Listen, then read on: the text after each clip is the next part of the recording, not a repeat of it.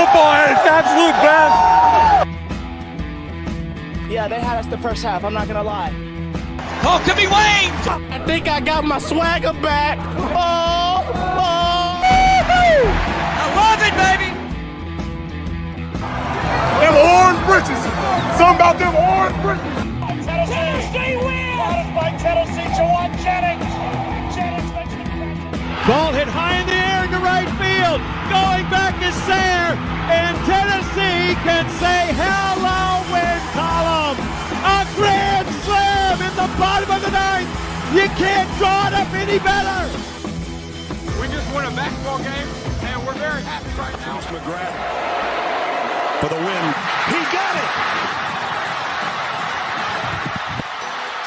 If you don't like college football and you watch this one, I'm not sure what your problem is.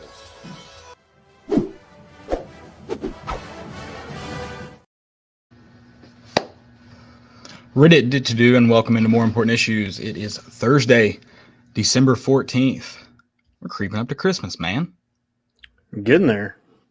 Almost. It's good to be back here on Twitter, YouTube, Facebook, just different various sources, wherever you're watching us at. What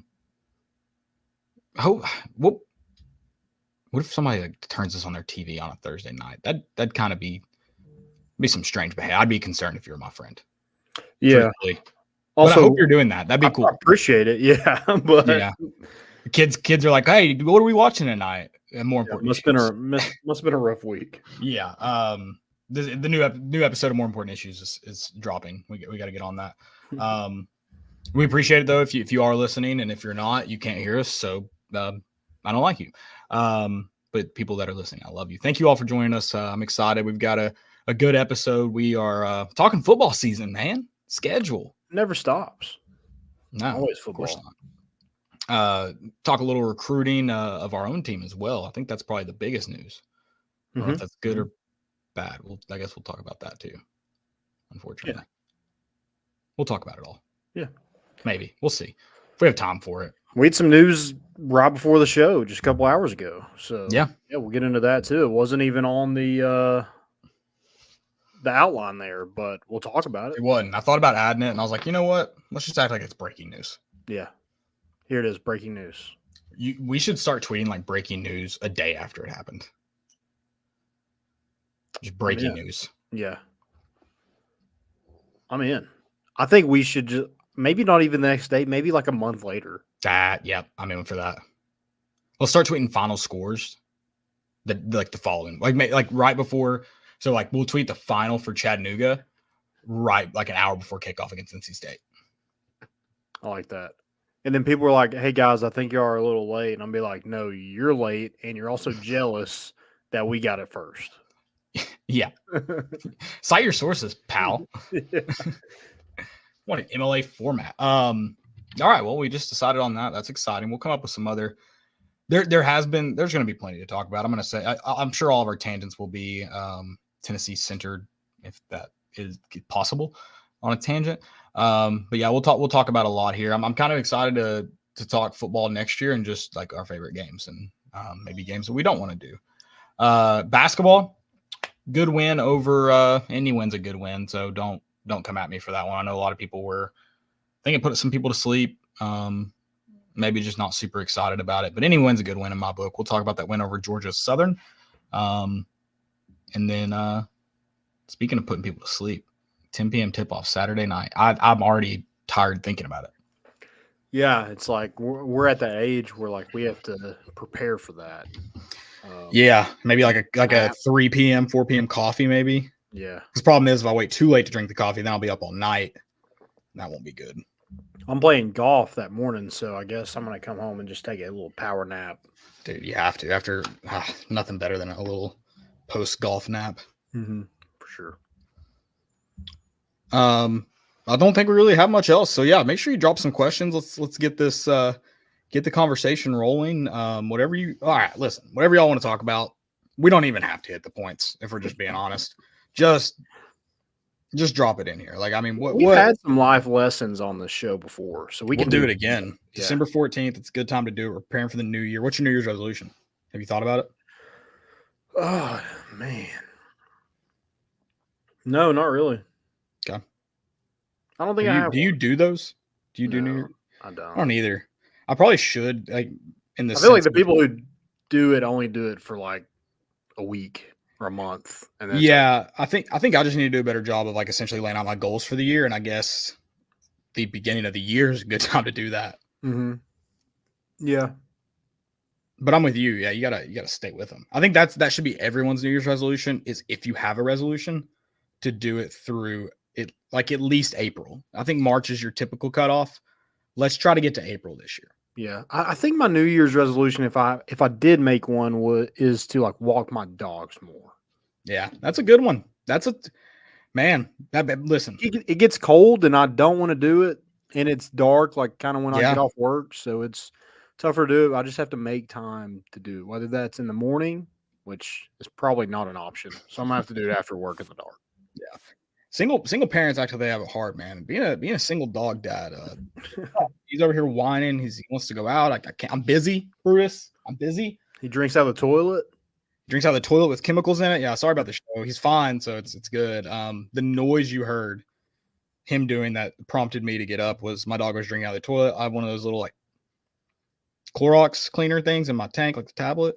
And as soon as I heard that, I realized he's drinking Clorox, whatever other chemicals are in there. Then you heard me shout at my dog before Landon muted me. Then I, like a bit of panic, I slowed down, thought about it, texted one of my friends who's a vet. Shout out to them. They're very smart. They went to school for like, 8 years? Well, Yeah. I guess 4 years after. And actually went to school in those 8 years. Not we're just in school for 8 years. Yeah. Right. And that's a lot of years in school. Yeah. And she told me he's probably fine. Just watch him and everything's good. So yeah. That's Brutus update for today. He's now laying here kind of looking all sad because I don't know. He always kind of looks sad. But anyways, he's not. He's a good, happy dog. And we're going to go on walks this year. Me and Landon are taking our dogs on walks. All right. We'll hold each other accountable. Yeah. Like, hey, did you walk your dog today? Yeah. Actually did. Walked a whole mile. Did you? Mm-hmm. It's pretty good. Yeah, not bad. Because we both have older dogs. And I think like that sounds kind of crazy, but like, which is usually close. Well, you can usually get close to 2 miles because it's about 30 minutes. Yeah. And he starts kind of dying on me. Yeah. So yeah, I usually mention food and that kind of picks up their step a little bit. There you go. Yeah. Welcome for our thank you for our dog talk. Oh, last thing for a dog. You know you can like hire people on an app similar like Uber for your dogs to just come walk your dogs during the day. Yes, and I it. know somebody who did that, and it turned out the person that was walking their dog like apparently like committed a crime of some sort With their dog in their possession? No. Okay. But I think it was like for murder. Oh, wow. Yeah, so maybe be careful with doing that. Vet them. Yeah. Don't, that's no pun intended. Yeah, maybe have like an interview process or something. Yeah, meet them before you just entrust them to come into your house and take your dog. Right. This podcast is not brought to you by Rover, the app I'm talking about, but if they want to sponsor, they should, since we're taking dogs on walks this year. Yeah, they should. I like that. They definitely should. No free ads. Okay, let's just jump right in. Let's talk scheduling. Did you watch the show? No, I didn't. I didn't either. I was gonna watch the Reggie White documentary after. I got tied up in an episode of Fargo. I need to watch that. 30 for 30. That is what I'm going to at least start tonight. Whether I finish it or not. Who need to watch the release video when Tennessee had made their own on social media, and that was fantastic. I love it. I mean, listen, I'm a sucker for anything nostalgic like NCAA. You don't really have to do much else, say much else. I'm a sucker for them. That was a good one. Yeah, and a little bit of shade toward Vandy at the end. I'm loving that. Yeah. I mean, listen, we know. I love a little slight savage in our social media teams. Yeah. Oh, they know. They know. They know. And going along with the schedule release too, this was announced, I think, Monday night. the Manning cast coming to college football, specifically the Tennessee-Florida game. And how brave of Peyton Manning to put himself on camera for that matchup. Oh, yeah. I feel like he's going to have an all-out meltdown on live on camera. Yeah, we might do the same, actually. Just have The an Florida all-out game meltdown, yeah. on camera live? Yeah, we might. I'm going to be at the game. Oh, I know. Oh, okay. Do you know something I don't know? No, I mean, that Wi-Fi is going to be working. Maybe we just There you go. set up Live shop. stream ourselves. Yeah. Yeah, that, honestly, not a bad idea. Okay. I think this is a good question for everybody. So you either attend the Tennessee-Florida game, or would you not attend this year's Tennessee-Florida game? Florida's probably not a good example, but we'll go with it since it is that. Or you get invited to the Manning cast, but you're not like in the room with Peyton. You're doing it from your home. So it's not like you're like watching the game with Peyton. You just get invited, like those little guest specials that people do. Yeah, I'm going to the game. I'm sorry, Peyton. Okay. I'd Day. probably do the Manning cast Really? for that game. Florida, Alabama. I'm going. I shouldn't say probably. I'm doing Manning cast for Florida. I think. How many times are you going to get the opportunity? I guess if you get invited to that, you're probably going to have opportunities. But how many times do you get opportunity to just talk ball with Peyton? I mean, probably never, but Never. That's the right answer. So I feel like Florida would be worth missing for that. probably never until we like have him on the show, and then Yeah, next week. yeah, next week, yeah, for sure. Sorry, I know this is slightly tangenting. Guess Tony Vitello will be one. Mm-hmm. Josh Dobbs. I'm kind of shocked Josh Dobbs hasn't been on yet. The original Manning cast. Dude, I think we should just throw I'm trying to think of like who would be like super entertaining besides like Tony.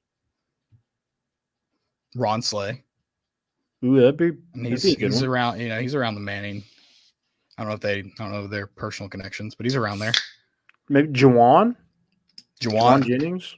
It's another good one. Maybe Grant Williams. I feel like we get Philip Fulmer. That's probably going to happen. Yeah. And I don't hate Phil like I probably should, but his what about time is Cutcliffe coming on? That's a good one. Who is he? Is he at Texas? Texas, yes. He's a Analyst? consultant. Yeah, whatever. I don't know what the difference is in analyst and consultant. I'm not smart enough for that. But yeah, sounds like a cushy job that he's probably getting paid good money for. Right. Like an analyst. Yeah. Yeah, I think that's all I can think of for the Manning cast there. And then, more important issues, I'll come on. Landon won't. I'm trying to imagine you getting a text from the producers of the Manning cast and being like, no, I'm good. Yeah. Yeah, maybe I'll I don't think there's a lot of things I would miss or I would go to over being on the Manning cast. With the Manning cast, where do they do it at? I think it's from their homes and you just, they zoom you in or whatever. Okay, so it's just a zoom in. So you don't get to sit with them. To be fair, I said that originally when I proposed I know. this situation. I Yeah. know. Yeah. I don't know. It'd be hard for me to turn down. Ask your dad. I'm curious what your dad would say. I would probably say the Manning cast right now. But what if both teams are undefeated? I think it. That makes it interesting. Yeah. Okay, but is Florida going to be? Florida's not going to be undefeated. They're going to lose in week 1. Oh, they'll have 3 losses by the time they play us next year. Yeah. What are we? Okay, so now you're throwing out. I think it's more likely we're on the Manning cast than Florida's undefeated. Oh, 100%. I do want to see your dad's answer because I have a theory that all Tennessee dads, doesn't matter the age, just if you're a father and a Tennessee fan, every Tennessee father has a man crush on Peyton Manning. You can't find me a single dad that doesn't have a man crush on Peyton Manning. Yeah. And now I'm also thinking about it. Like, I could probably make a lot of money off those tickets. Lance is about to have the greatest day of his life. Oh, dude. Making money on tickets and being on the Manning cast that we just Yeah, conjured I'm up in our head. Hey, guys, I know, like, y'all invited me to come on this thing, and I'm not getting paid. But also, like, I kind of am getting paid to be here. So I think we should just make this official, and us three just do the Manning cast. I will change my name to Manning. They're in. I just talked to their people. They're in. I think we should just say it enough. Maybe a couple people in here tweet it out that we're going to be on the Manning cast, and maybe it'll get to that Saturday, and they'll be like, maybe they are coming on. Like, maybe. Wait a minute. It just takes one person to, like, actually believe it, and it's on. All right, so me and Landon are going to be on the Manning cast for the Florida game. We're really excited about that. That's dream come true, man. October 12th. I mean, fall in Knoxville, man. Can't get any better. Only way it can is if we're zooming in with Eli and Pate. Mm-hmm. I like that Eli just calls him Pate like all the time. It's a good nickname. Pate, yeah. Well, let's get into the schedule a little bit. Now we're getting there eventually. We do have a comment from at Lil Uzi Vol. Love the name. He said, "Hey boys, new to the Vol Twitter world. Love your content, GBO." Hey, GBO. Appreciate it. Welcome into Vol Twitter. Yeah, good luck, brother. Never a dull day. Good luck. All right, let's start off with the best and the brightest here, and that's Chattanooga, baby. Hey, Mox, I think they've had a couple. I think they've got some good seasons. I think they've got a solid roster down there. If they do, it's probably gonna get plundered by the transfer portal. But I think I think Chattanooga's been. Honestly, I don't know anything about Chattanooga. So I don't even know why I'm saying anything. I don't know anything about them either. I think they're in the FCS playoffs. Mock up, baby. I don't think they say that. Mox. But I don't know anything other than that. I mean, they are. Here's what makes UT system. Yeah, here's what makes this game significant. It's going to be Nico's first start. Maybe. It is. But what if?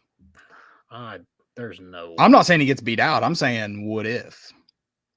I'm weren't thinking he gets beat out either. You were doing my what if. You were just being really down about my what if. Maybe. I don't want to say it. I'm just saying what if we see him in 2024, but it's not so late in 2024. I don't think it's going to happen. I'm just saying what if. Kind of like us being on the Manning cast. What if? I mean, I have a hard time believing that Joe Milton is not going to start the bowl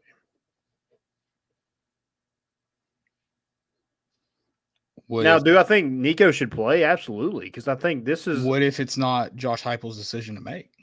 What if? I'm just throwing out what if scenarios. I mean, I guess Joe could opt out, but but my point to that would be like, for what? I'm not disagreeing with you. I'm just saying, what if?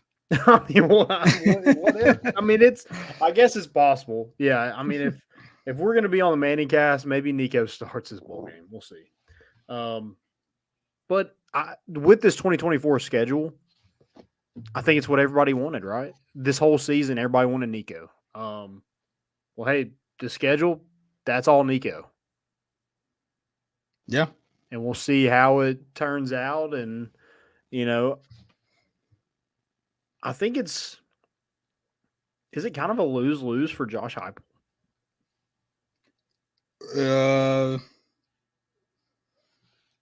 I mean, well, here's the problem. Because if Nico is good, everybody's going to be like, well, why didn't he play last year? And if he's not, everybody's going to be like, well, why didn't we go get a transfer? Yeah, I mean, so it's a lose if he's not good for a lot of reasons. If he's good, there will be people who go, well, if he was this good, but what if he wasn't that good? Like we're talking about 9 months from now. Yeah, you could also spin it and just be like, well, he wasn't ready, and we didn't want to ruin his confidence, so we're playing him now, and he's ready, and he's good. So if he's good in the present, no one's going to care about the past. That's not true, but I like your optimism. There will be people who hate In Josh. reality, it doesn't matter. In reality, it does not matter. In fan perception, there will be people who hate Josh Heupel for that reason, and that's dumb. If he's good against Chattanooga, looks good against NC State, keeps rolling, then looks good in SEC play, that should be not an indictment on Josh Heupel. That should be a positive in how he's developed a quarterback because he is a freshman. And if he looks good against NC State and good, great, whatever, looks good against Oklahoma, I mean, if Tennessee's able to rattle off some wins early, there's just no way if he looks good against Oklahoma, Arkansas, that is not the same Nico we saw in limited time, fair, but that's not the same Nico we've seen this year. Mm-hmm. So people use that as an indictment against Josh Heupel. That is misery. Say what I'm not gonna argue who's better, Joe or Nico, because I do not know. I know the limited. I am aware I've not seen enough. That's why I will not make an opinion on it either way. But if he's good, it should not be an indictment, period. Yeah. But a little bit of, not an argument to that, but kind of riding that same train is it does you no good playing Joe for a full game against Iowa. I wouldn't say no good because you can win, and that's a win on your schedule. Yeah, I guess that's and at the end of the day, you play to win the game. Right, but in reality, like the bowl game is the bowl game. But did the bowl game, now that we have seen this season, do you feel like the bowl game did really anything? No. For the team. So that's what I'm saying. Like, go and win, period. If it goes back into what I've said the whole time. Well, I mean, did winning do anything? I mean, kind of all it gave did you an was 11 wins. It gave you an 11-win season. Well, yeah, but when you look back on the record books, Landon, like it gave you an 11 win. 10 and 11 are a difference. Yeah, but it didn't matter. Like, if you really won, like all it did was get our hopes up that we're going to be really good next season, and it turns out like no. I promise you, your perception of last season would have been different if you lose that Clemson game. I promise. Well, I mean, we lost our starting quarterback. Like, it's kind of we would have been like what could have been. And I think we're kind of already doing that, right? I did not think we would beat Clemson with Joe Milton. No. I didn't. But you would have been disappointed in not getting to 11 wins because not only, yes, you lose Clemson without your starting quarterback, but and while that loss is going to sting forever when you look at the record books against South Carolina, at least South Carolina wasn't the difference in getting to an 11-win season for the first time since 2006. Is that right? Yeah. Wins and losses, they're what extend contracts. They're what people remember everyone by: quarterbacks, coaches, athletic directors. Obviously, championships got to come into play if you want to be a legend. But wins and losses matter at the end of the day. Period. End of story. If Joe gives you the best chance, play Joe because the game still matters. Yeah, but at the same time, it's like I don't think. I'm not saying that the win and loss doesn't matter, but But I'm saying it's the most important thing. Yeah. It is the end all be all for me in terms of what you want to accomplish in this game. But I also think it would be if winning is if you're going to win the game, why play Joe the entire game? I guess is kind of what I'm saying. If you're going to win the game, I do not think playing Nico should lose you this football game. Like that shouldn't matter. While that's kind of a fair point, just because Iowa can't score, also don't know how much. I mean, who is going to play defensive back? I don't know. Not that I think they're just going to throw it all over the field on whoever's out there, but there are concerns going into this bowl game, and then you have to ask: can Nico operate an offense efficiently against a defense this good? I don't think you can confidently say yes right now. If you can, you're buying into star ratings, I think. Yeah. Well, you can't confidently say Joe can either. Joe's ran competent offenses against good defenses. Which one? Competent. I'm not saying Iowa level. Oh, okay. I'm talking about a good defense. Yeah, I mean, Iowa's one of the better defenses in the country. Yeah. So I'm saying a good defense. But I think Joe has more experience. He also did it last December against a very well-rated defense with missing almost no one to opt-outs. Yeah. I mean, I don't know. I just think if you're going to win, I think Nico. You think Nico gives you the exact, like, odds don't change. No, I mean, I know odds aren't everything, but nothing changes with Nico at quarterback. There's zero drop off. I don't know. I'm just saying if I think the coaching staff thinks there is. I think that's why he hasn't won the starting spot. He's not better. I mean, that might be true. And if so, yeah, I just don't see the reasoning in, like, you're going to play all those young guys on defense because of opt-outs. Like, this isn't Tennessee's whole team. Yeah, but I understand you still want to win the game. And you're going to still put players in there that you believe give you the best chance. Yeah. So, I think if whoever the starting quarterback, I just don't think Joe, I don't think it does anything for your team next year if you play Joe an entire football game. Like, of course, you don't necessarily want to play him an entire game, but like if he's playing well and you're in the game and it's a tight game, you wouldn't pull a quarterback who's playing well. No, you probably wouldn't. But if you're going to lose either way or win either way, I think Nico should have some playing time in this football game. I mean, obviously, in a perfect world, you get him playing time, but I don't think you.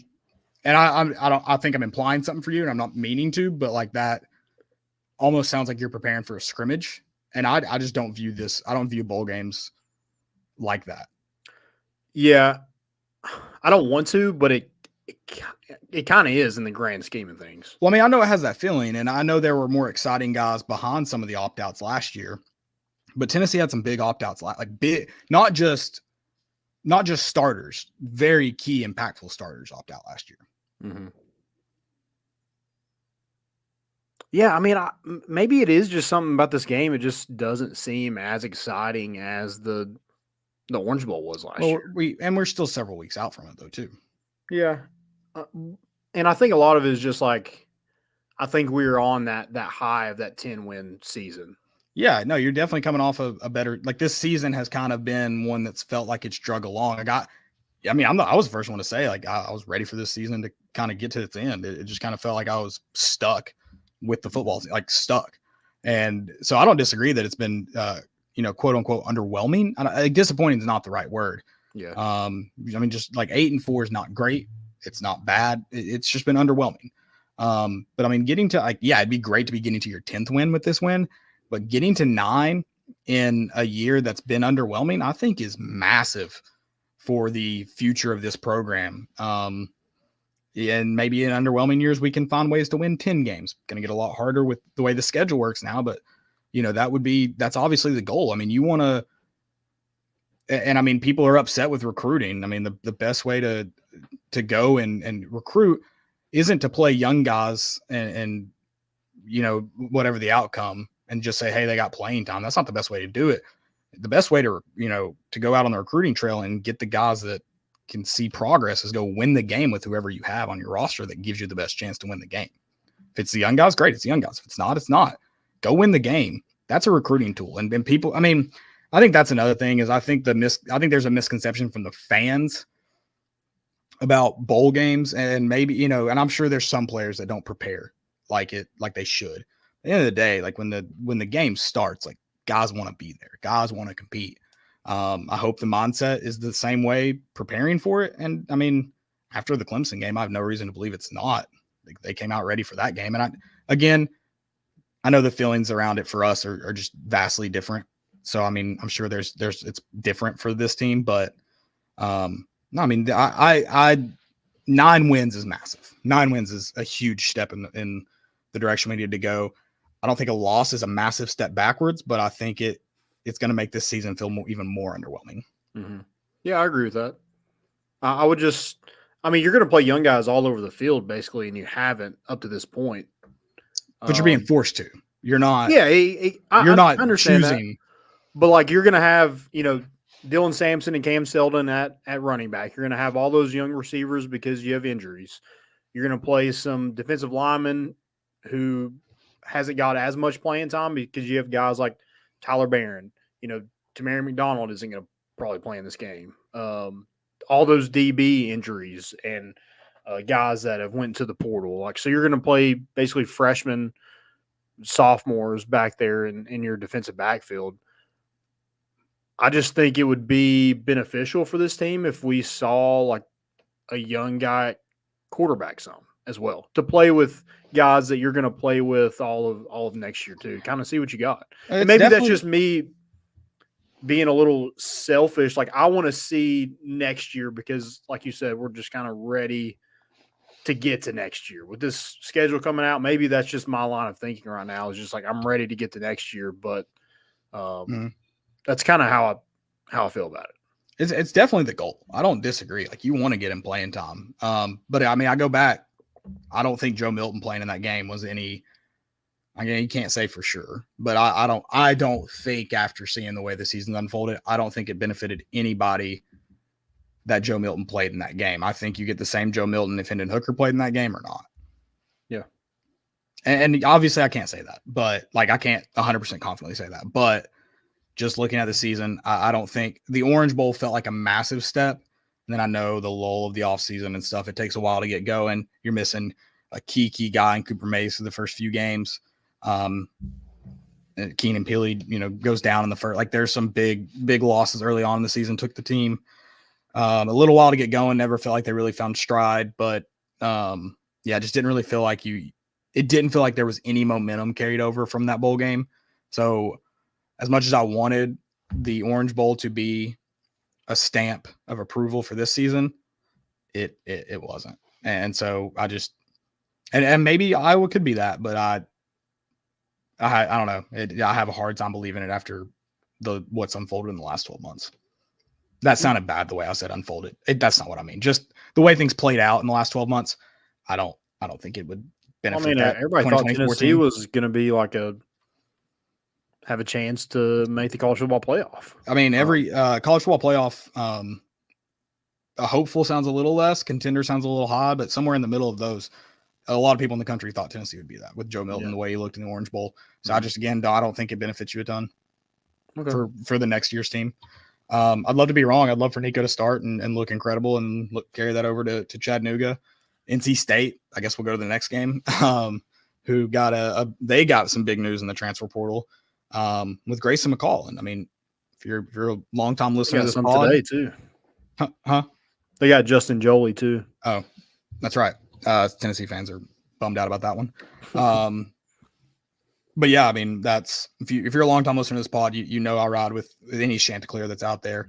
I like Grayson McCall, great competitor, good quarterback, good college football player. Let's wait and see him in Charlotte before we crown this guy as the next Heisman candidate. And we know what Tennessee can do for guys, so I'm not saying it's not impossible. Let's just wait though. Yeah, I will say this a little bit on Grayson McCall. He was a little different this year with that Jamie Chadwell. Yeah, for sure. And I don't know exactly what they had on their team. Didn't watch a ton of Coastal Carolina football this year because they just weren't as good as they were the previous year. But yeah, his numbers and stats just not like they were. Interceptions were up. I think he had 4 the last year, and this year he had like 15. So, yeah, just a different vibe for Grayson McCall. I think if he would have transferred last year, I think he probably would have been one of the top quarterbacks in the transfer portal. And I think he whether he fully entered, I think there was some speculation he would. I can't remember if he actually got in it last year or not. Do you remember? I don't remember. don't either. I know, especially when Jamie Chadwell left, they're like, "Oh yeah, he's gone." And he definitely. I know there was at least some rumors of consideration coming out, but I don't remember what he kind of settled on. I agree with you though. I get the as much as we all wanted it to be something special about the Chanticleers, it seemed to have much more to do with Jamie Chadwell. Look what he's doing at Liberty, and not as much to do with whatever is in the water down in Myrtle Beach, which actually might be a hindrance on them. So that might even be more of a credit to Jamie Chadwell. Yeah. Myrtle Beach, man. Cool. Something about it. She had some bad flashbacks. Kent State. Yeah, went 1-11 last year. I think their only win was against Central Connecticut, so they're not a good football team. Golly, I hate that I'm forgetting what they are. Are they the Racers? That might be. No, is that Kent State? That might be Murray. That's Murray State. Kent State is something like Bolts, like the Golden Flashes. That's what it is. Golden Flashes. I knew there was some lightning in there. Yeah. Okay. Dang it, dude. It sounds sexual. Does. I need to have you do the FBS mascot sporkle. It's a fun one. It's hard. Is it? And then there's some that have had some like tweaks to their name or some changes, but it's a fun sporkle. Yeah, Golden Flashes is one that a lot of people probably wouldn't get. No, and I hate that I like knew around. We knew it was different, yeah. Right? Didn't get the name. And then September 21st, going to Norman, Oklahoma, the Sooner State. Also home to Tiger King, and I'm blanking on his name, but Joe Exotic. Joe Exotic. What's his real name? It's really weirder than Joe Exotic. I don't remember his real name. Can't remember either. Somebody look up his prison record. Is he still alive? I don't know. I think so. Didn't he have like cancer or something? Yeah, that was. I don't want to say rumor, but that was. I think he did. He asked for a presidential pardon because of it. And the last day Trump was in office, when the presidents hand out pardons and go nuts on all that stuff, his lawyer for him was like incredibly confident Joe Exotic was going to get pardoned and be released from prison. They had like a limo sent to the prison. Not a word. Yeah, didn't quite make it to Trump's desk before he had a lot of stuff going on. So yeah, I think he probably deserved to be in jail, if you ask me. I'm gonna go with yes. But who am I to judge? Yeah. If you sent a limo, if you like tried that hard, maybe I would have pardoned you. I don't know. I think that would have made me less likely to pardon you. You preemptively sent a limo there. I would have shredded that document even if I already signed it. Yeah. When I saw you just assume the decision that's how petty I am. You thought you knew what I was going to do? No.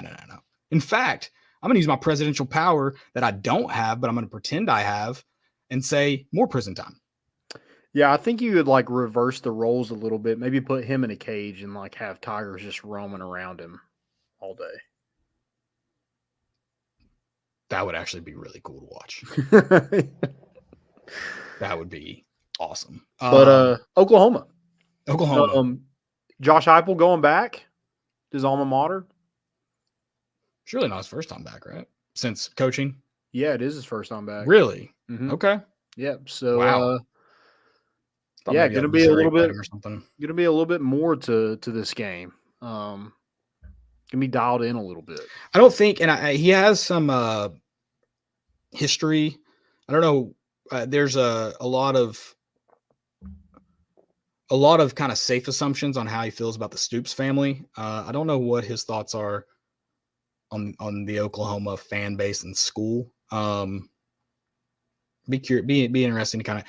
I know they weren't necessarily rooting for him between him and Stoops. Stoops seemed to, if I've gone back and read correctly, kind of used him as a sacrificial lamb kind of. Yeah. He's the reason our offense is bad. Mm-hmm. And I think the fan base kind of got on board with that. So I don't know how I'd be interested to feel. It always sucks when legendary players who were loved when they were there come back and in some form or fashion, whether it be a coach or another role, are disliked. It's never good. Yeah. They'll also have a new quarterback. Dylan Gabriel gone to Oregon, so Jackson Arnold will probably be there. Was there a second you thought maybe he comes to Tennessee? when he entered the transfer portal? Absolutely not. You didn't think that even for a second? Okay. No. We already have Mackenzie Milton. We didn't want another, and Gaston Moore. We couldn't have another UCF. At that point, then you're actually like saying like, oh, daddy ball. I feel like it's just like when like travel ball coaches just like round up their own team. Yeah. We're going to put on this uniform, but we're still like that other team. It's like when I played for that Clayton indoor team. It started out with just me, and then they're like, hey, can you bring a few friends? Brought a few friends. Then the next season, they're like, hey, can you just like organize the team? Because they weren't very good. And not that I'm great, but like one of the better ones. That kind of like that. Just overtaking the Clayton indoor soccer team. Okay, so UCF, national champs. Just filling our roster with national champs. I like that. Speaking of meaningless bowl games, again, I hate that, but jokingly, if Florida State wins, we will be printing Florida State shirts.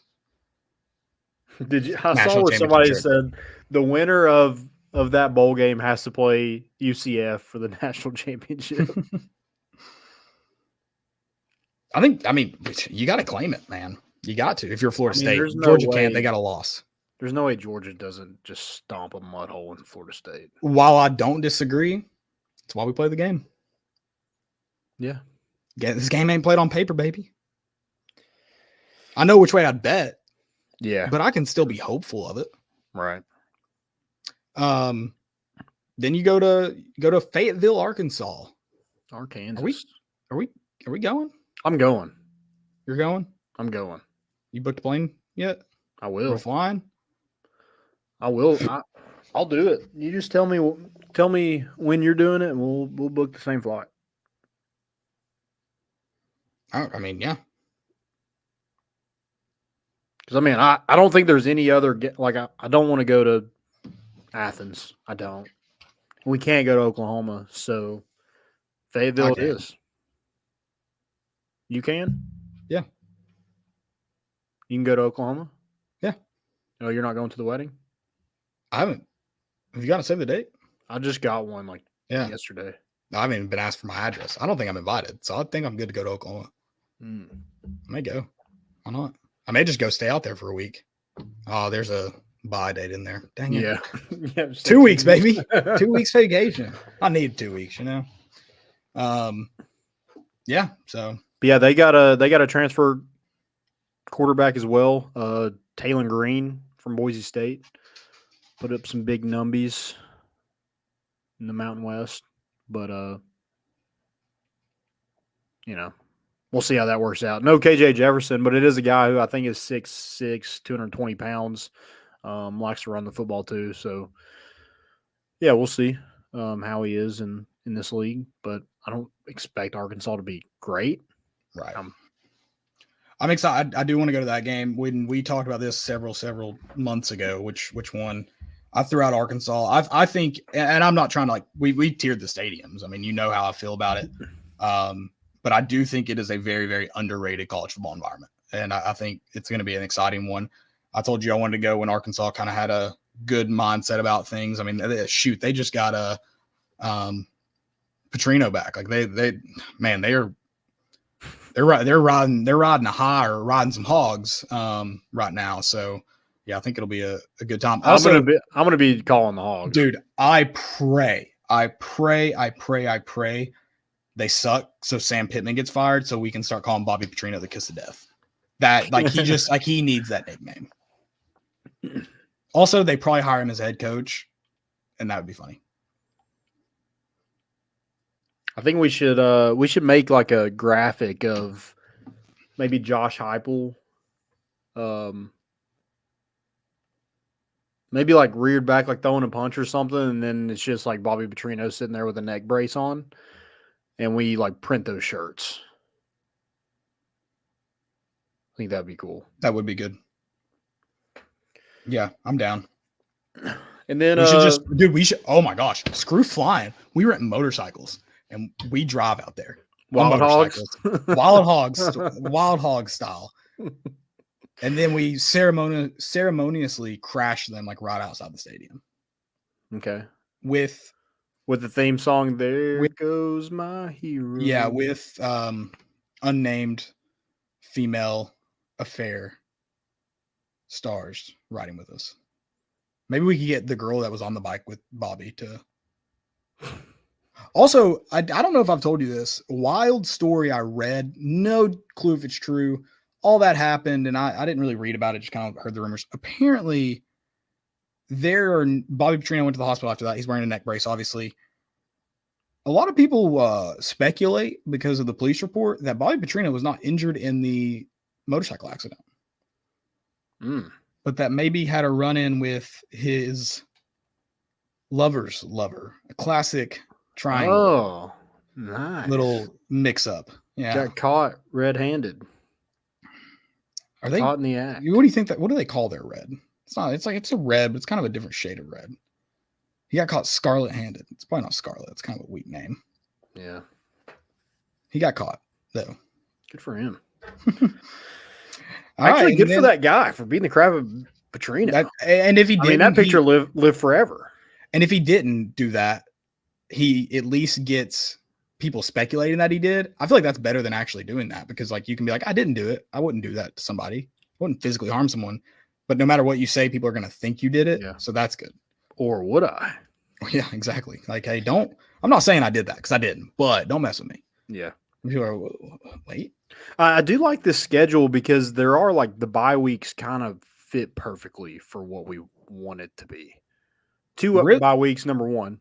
Yeah. One's right after Oklahoma, and then one's right after Alabama. Yeah, I wish it was before, especially Florida, but at least it's in Neyland. That's good, because I don't know we can't play on the road. Whatever. Yeah, I kind of thought about that too. Like maybe going to Arkansas is better than Oklahoma. Mm-hmm. Now, if we lose both of those games, I think losing to Arkansas is going to be worse than losing to Oklahoma. Yeah. But I'll definitely crash my bike if we do. But this might be the last time I ever watched Tennessee play a road game if we lose this one. Yeah, we've had some tough road losses. I just keep going back to LSU. LSU was a good road win. We had fun at Kentucky. One South Carolina game I didn't even get to watch us win because they wouldn't let me back in the stadium. It was cold. We were down 14 with like 2 minutes left. I had my reasons. I don't normally leave games early. Then I had to try against South Carolina. I had to try again. I had to. Yeah. Yeah, that would suck. Florida and Neyland though. Mine and Landon's tickets are for sale because we're doing the Manning cast. Yeah, we are. So that'll be exciting. This Florida team, I think, here's a better question. Not if they're undefeated or not. We know they won't be. Not how many losses, doesn't matter. Will Billy Napier still be Florida's head coach by the time we get to this game? I don't know. I mean, their schedule sucks. I was going to say, I need to look at like what their full schedule is to try to. So give me a second. I mean, it's brutal. They have a gauntlet in there somewhere that's like unreal. Okay. So they probably have at least 2 losses by the time they get to us. If they lose to UCF the week before, he's gone. And I don't think they do. So I think he's still the head coach. But I think he could make it the whole season, because unless he loses to UCF, he could get fired if they lose to Mississippi State. Potentially. If their only win after the Mississippi State game is Samford, and it's probably going to be, he could get fired. He could get tarmacked.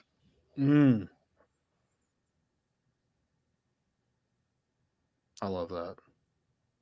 I just love chaos. I would like for him to be the head coach though when we play him. Yeah. I really hope he doesn't get fired after UCF. I hope we're the ones that get him fired. That would be fun. I'd be shocked, but that'd be fun. Yeah. It's going to suck though if we have to play not only Florida, who is just, I think they might be more cursed than Alabama for us, because we lose to bad Florida teams.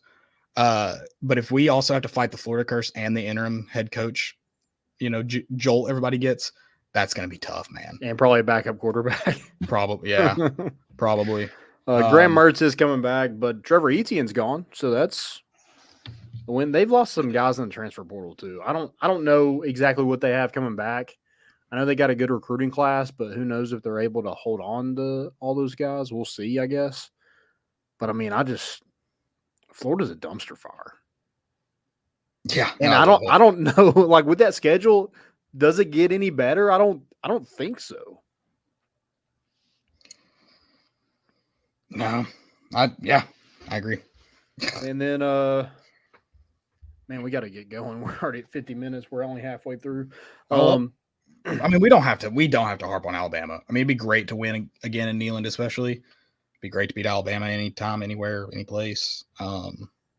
They do have to they have to play Georgia, Vandy, South Carolina, and then us like back to back weeks. I mean, you just put Vandy and South Carolina in there. I feel like you I know completely just they do have that. to like play. Right. And maybe they what if they lose to Georgia and they're like, well, it's over. It's not though. They can lose as many games as they want and still get in the playoff. Especially now with 12 teams. We're going to see an 8-4 Alabama team. That's actually makes kind of sense. An 8-4 Alabama because we wouldn't have been in this year. 8-4 Alabama gets in, and that is shocking. Sorry. 8-4 Alabama. Then we get Kentucky, Neyland Stadium. I need Brock Vandergriff to not be good. I don't even need him to suck. I just need him to not be good.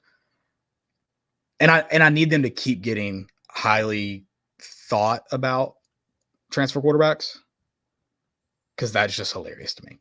It's just their whole thing. It's like screw trying to like develop a guy out of the high school. We'll just get one out of the transfer portal every year, and we'll destroy everything about him. Yeah. Did I tell you about calling Austin after they got Vandergriff? And I was like, hey, just want to check in on you, see if you're ready to be disappointed by yet another highly touted transfer quarterback. He's like, yeah, he's like, I think I'm gonna have to think about if he's not good, just making sure that every transfer quarterback knows to don't even worry about looking here. Just go on. Just Kentucky fans and Austin included is gonna dye their hair red because of Brock Vandergriff after they win their first game by 2 touchdowns against a no-name team. We need to go ahead and get him in on bet right now that if maybe we wait just to make sure everything's good for us. I can do this because I don't have any hair. Loser of that game has to dye their hair red. Which you still owe me a shaved head, by the way. But yeah, I don't know if I can do that. I can't pull it off, dude. You have like a perfectly like round head that it looks good bald. Like I don't think it's a matter of style. You owe me a shaved head. You're gonna have to come up with something to fill that shaved head bet. I'm never gonna forget it. I actually I went through more than enough in that season. I don't think so. I need something. I'll take a shaved head, but something to replace that bet. That I tried to talk you out of it. I said that was possible. Yeah, I didn't think there was any way. But, that's fine. You made the bet. It's an asterisk because it was COVID. No, it was 28. It was 2020. It's 2018. We finished dead last. Lost to Vanderbilt. Finished behind them in the East. It was 2018. It was that. I thought it was 2020. No, I mean we did that year too, but it was 2018 we made that bet. Ugh. It started out because people were kind of riding some highs, and I said if this Tennessee team finds a way to come in second in the East, I will shave my head. You said if they come in last, you'll shave yours. I said they could come in last. Well, I don't think I said they'd come in last. Or was the bet finished behind Vanderbilt? Maybe that's what it was. Which we know what that means. Anyways, you owe me a shaved head. Tennessee then takes on Mississippi State at home. Oh, I do want to go back to Kentucky. They do have to play. They play Florida and Auburn before us, back-to-back weeks. They're going to lose no matter what to us. That's what they do. But yeah, I like that you're drawing it up for me. It's at home. Yeah. I appreciate the blueprint regardless. Yep. Mississippi State, new coach, Jeff Lebby. New quarterback. Will Rogers in the portal, so they got Blake Sharpen from Baylor, who was okay, I guess. I don't hate. This is kind of off topic. I wouldn't hate if Will Rogers thought about coming to Tennessee. You want Will Rogers? I don't know if I want him or not. I wouldn't hate if he thought about it. Give me time to figure it out. Let's feel each other out. Let's go eat dinner, talk, see what you're about, watch a little film, Spider 2 Wabanana, all that good stuff. I'm not saying he needs to come here. I want him to come here. I just wouldn't hate the thought of it. On his end, think about it. I mean, he can still throw for 1 billion yards. Yeah. Pad the stats, baby. Why not? You want to play in an offense you're comfortable in?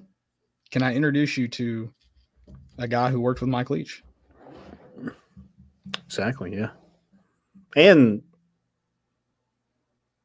I mean, I can't remember if did he enter the transfer portal before they hired Jeff Lebby? I think so. Because I wonder if he's like, man, I probably should have stayed. I mean, it's not like he can't not now. Right. I guess they did go get a transfer quarterback. Yeah, I guess now at this point it's kind of like, you kind of did make your decision. Yeah. But it also could be one of those things like I think regardless of who the coach was last year, I would guess Will Rogers, and this is the case for a lot of Mississippi State players, probably felt like, I know how I'd feel in that situation. You probably felt like you really couldn't transfer. It's not Mike Leach's fault. I feel like that. But like just the situation was unfortunate and how everything, played out, and like probably felt like you kind of owed it to stick around.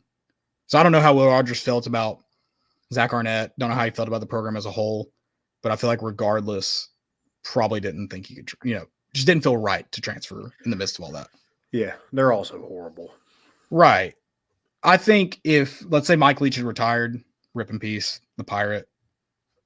Love that dude. Don't even care about football. His personality is the best. But also good football guy, good football mind, football guy. Let's say he retired, Will Arnett gets hired. He's probably transferring, is what I'm saying. Mm-hmm. But may have not felt like he should have, given how everything unfolded at the end of last year. Yeah, that's probably true. And I'm that may have been shocked the that he case for a still lot. has eligibility to go somewhere else. I'm shocked by a lot of people. Has he been around that long? How is Dylan Gabriel able to? Grayson McCall's another one that I'm just like, how in the But I feel world? like both those guys have been around mainstream longer than Will Rogers.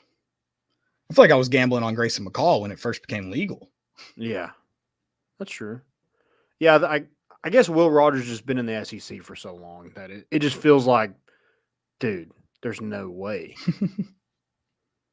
Yeah, Dylan Gabriel's like, that's one thing with the transfer portal that I just don't understand. And I understand it because people are grad transfers. Like, Dylan Gabriel shouldn't just get to go to Oklahoma and then Oregon like Right. 2 years later. I mean, it just doesn't make any sense to me. Like, what reason do you have leaving Oklahoma? Yeah, I don't disagree with that one. Sorry, I don't hate it because because next year we play Oklahoma, but sorry, I just started. If you saw me squinting while you're talking about that, I turned on this Florida East Carolina game. I didn't realize they're playing in the Visit Central Florida tip-off. They're playing on an Orlando Magic floor, but they're in clearly just like a rinky-dink convention center. It's super bright in there. Looks like a high school gym, not the size, but like the lighting. I'm just very confused by all of it. And then there's like 500 people there, and they're playing in the state of Florida. Is this game live? I don't even know is it basketball? I'm so confused what's going on. I'm sorry. I just really picked up on what was going on over there. I mean, you can spend some time on this if you want, but Georgia, I'm good. Then you play Georgia in Athens. I think we'll be limping to the finish line. If it's anything like this year, it's like, who is going to be left to play this Georgia team? It is. I don't think later on in the year helps. I do think it helps that we're playing Florida later on in the year. But Georgia, I kind of thought that when Georgia got moved to that early November slot, and no. Yeah, they're doesn't. pretty much the same. I think it was looking back, I think I wanted to play the Mark Richt Georgia teams late. The Kirby Smart ones, I'd rather just not be on our schedule. Mm-hmm. Yeah, it does kind of suck that we're one of 2 SEC teams that has Alabama and Georgia on their schedule. Every year. Yeah. Every year. And I want to hate Auburn. Next year. I want to hate Auburn. My dad didn't love Auburn. There's something about Auburn, and maybe it's that kind of we've existed in misery together, even though they've got a national championship in that time frame. But in terms of playing, the best teams in college football lately, I think it's just like that coexisting in misery together. That's kind of made me appreciate them. I like the weirdness that happens in Jordan Hare. I love Bo Jackson. Other than that, I'll make fun of Auburn with the best of them. Like, I don't even know what they are. Tigers, War Eagles. Who do I even cheer for? You don't. Also, if they do a blue and orange game or whatever, orange and whatever they want to call it, that's dumb. Every year should be a Tiger War Eagle spring game. You have 2 mascots laying out there for you. Like, come on. All right, who's we got UTEP. UTEP. Can I do a confession real quick and we can move past it? It is kind of funny that we're the Volunteers and the dogs are our mascot. Who I don't think dogs can necessarily volunteer for anything. I think they just kind of, or maybe they're permanent volunteers. They're always up for something, never getting paid. We're just dogs. Dogs. Yeah, I don't know. I just wanted to put that out there. Yeah, everyone else can figure it out. UTEP, the Miners. Yeah, they went 3-9 last year. They're not good. Yeah, but they've got a new coach. It's Don Haskins. He was last coaching a women's flag football team. So I heard college football playoff bound. Wait, what? I just gave you the plot for Glory Road, but in football form. And, yeah, I was about to say Don Haskins. Yeah. It's a great movie. I don't think it's not realistic at all. It doesn't follow the storyline at all. UTEP, is that what? Yeah. Okay, gotcha. Yeah. It's they Disneyed it up like they did Remember the Titans, but yeah, good movie still. Love it. Quicker than you can take your socks off. I think that's a line in that movie. Yeah, I think so. Sounds right. Vandy. The only thing I've written down for Vandy is just a laughing emoji. Who's going to play quarterback for them? Their best player just went to Colorado, and Will Shepard. I mean, they're just bad.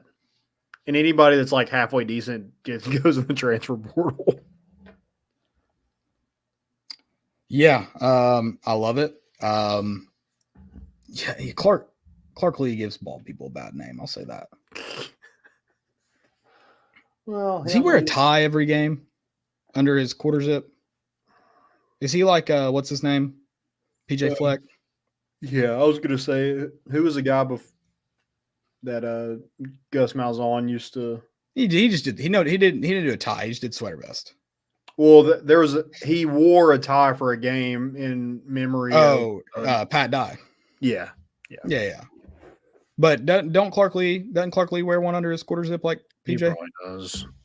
If you're gonna wear a tie, you've got to fully commit to it. Like you can't wear then a Nike quarter zip under it. So does PJ Fleck give bald people a good name, or is he indifferent? PJ Fleck? Yeah. Row the boat, baby. I kind of forgot he was bald. He kind of looks like the guy. I cannot remember the actor's name, and the first thing that came to mind was Hot Tub Time Machine. The guy that tries to kill himself in the second scene of the movie. What's that actor's name? You know? That's who PJ Fleck kind of reminds me of. Yeah.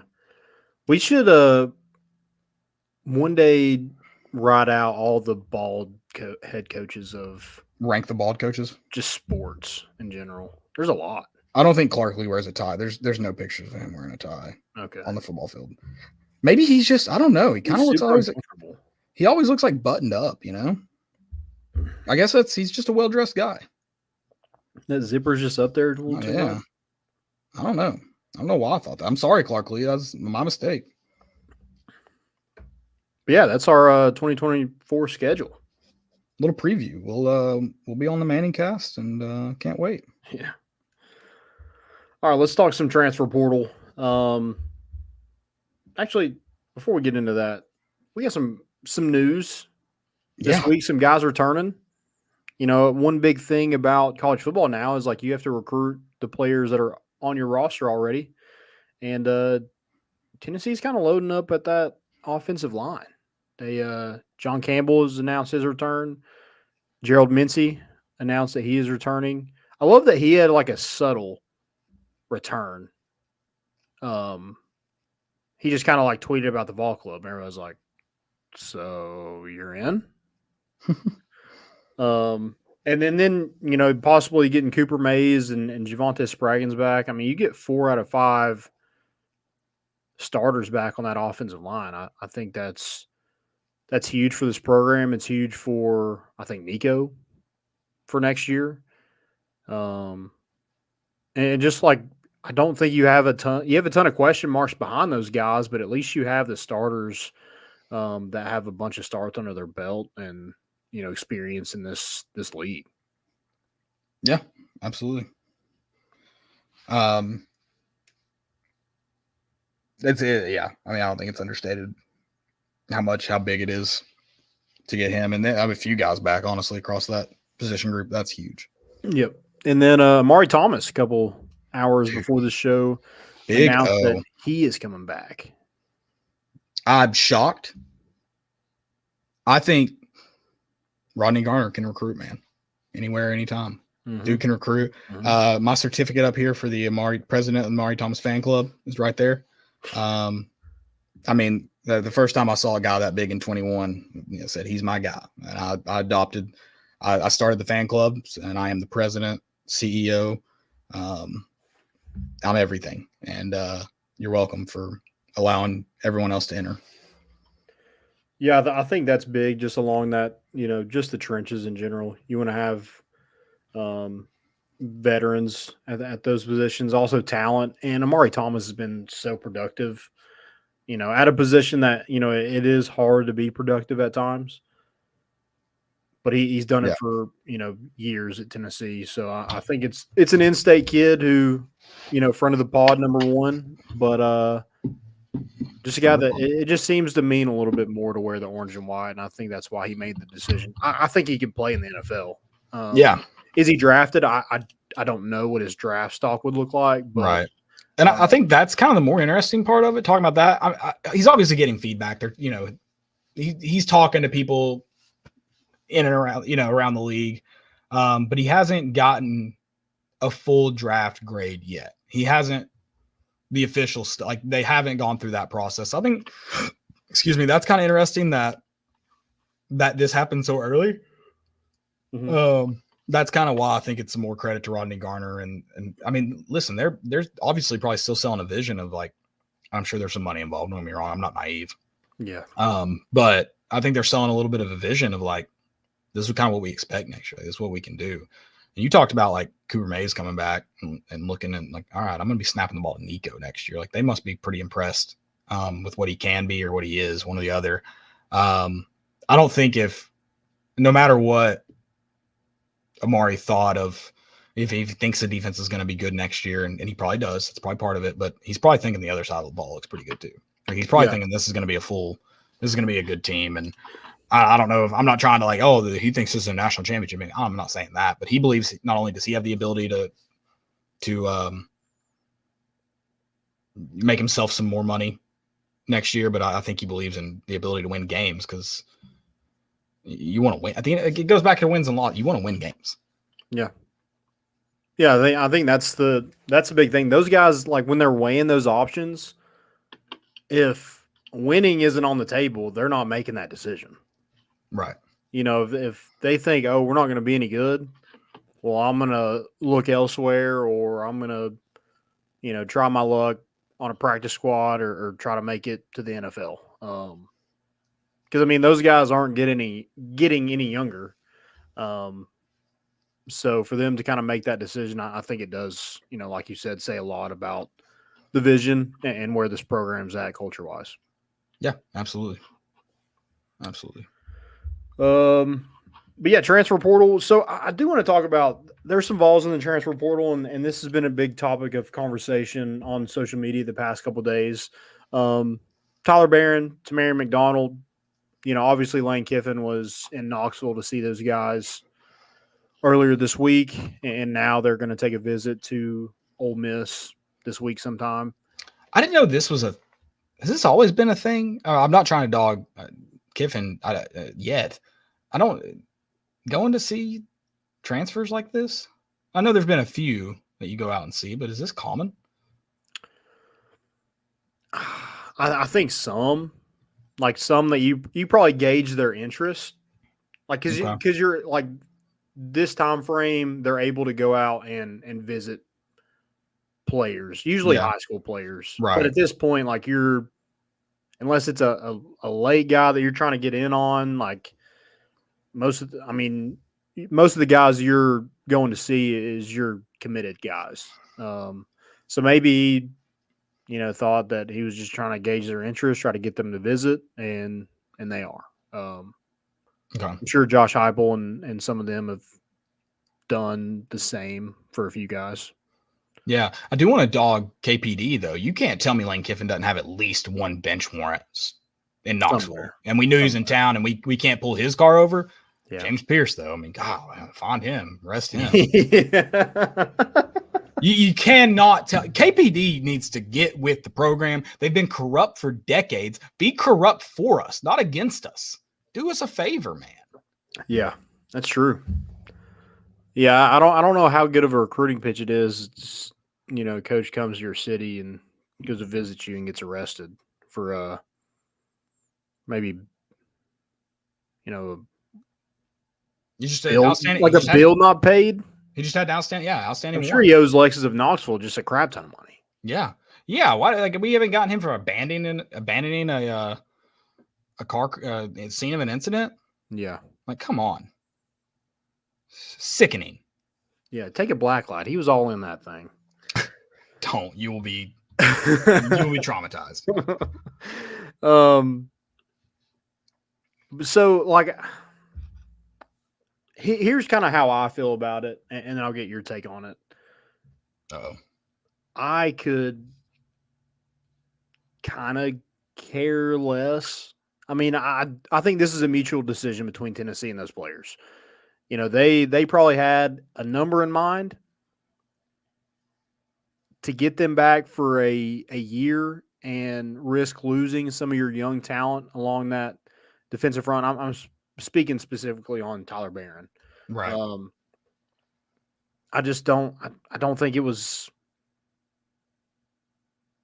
They were just like, okay, well, we're not going to do that. We feel good where we're at, and good luck to you. But I don't. Part of me feels weird about the Ole Miss thing, and it's a whole different thing to say that those guys are. Tyler Barron is tied to Georgia and Alabama because, ask Henry To'oTo'o, if you don't win those games against Tennessee, it's going to be hell. And you might win those games. You probably do next year. But if you don't, hell. I just don't. I wouldn't want to risk losing that. It is really cool to see those guys come back and get the welcome back to Rocky Top. And they do it for Kenny Chandler, who was here for a year. They do it for Keon Johnson, who was here for a year. Jaden Springer. Then other guys like Jalen Hyatt and Hendon Hooker, Grant Williams. All those guys that get that kind of welcome back.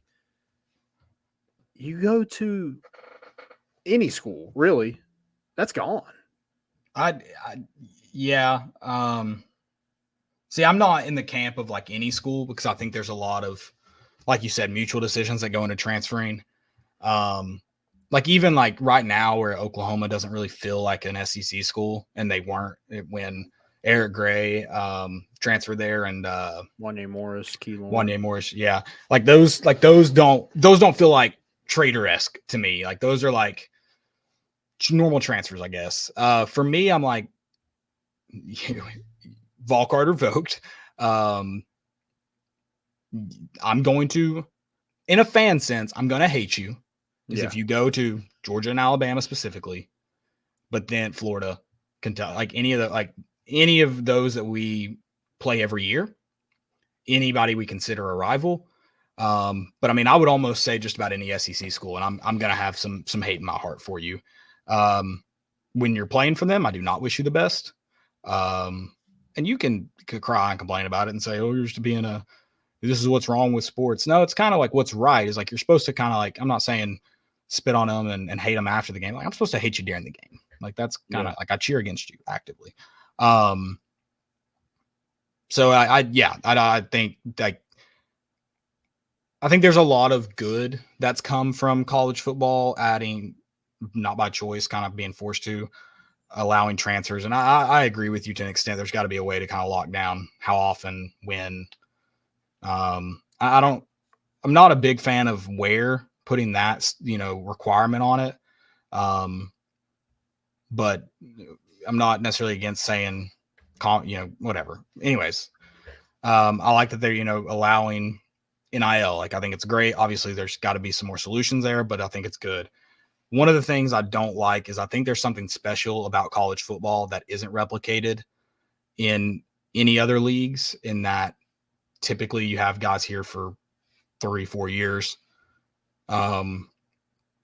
There is more, like, in the last 100 years, there's not been this free agency quote. I mean, I know it's not called that, but it is what it is.